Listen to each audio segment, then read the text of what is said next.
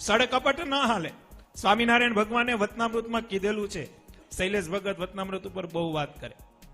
એમાં મહારાજે કીધું કે આ સત્સંગમાં બધુંય હલાવી, હું કપટ નહીં હલાવું, અને જે કપટ કરશે ભગવાન સ્વામિનારાયણ કે એવો હું ખેલ પાડી કે એ કપટીને હું સત્સંગમાંથી બહાર કાઢીશ. હું કાઢીશ. પછી ક્યાંય પણ હોય, બગસરા હોય કે પછી જુનાગઢ હોય કે રાજકોટ હોય કે અમદાવાદ હોય, આ સત્સંગની અંદર કપટ કોઈ દી હાલે.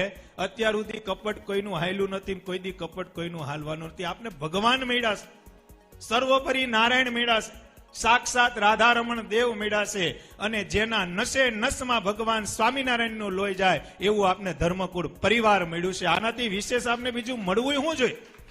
અને હવે જો આપણે બીજી કોઈ વસ્તુની ઈચ્છા રાખીએ, આશા રાખીએ, તો શૈલેષ ભગતે કીધું ને કે કુવા પાસે આવીને 5 દિનનો તરસો હોય અને પાણી પીધા વગરનો વયો જાય ને કેવો જાણવો?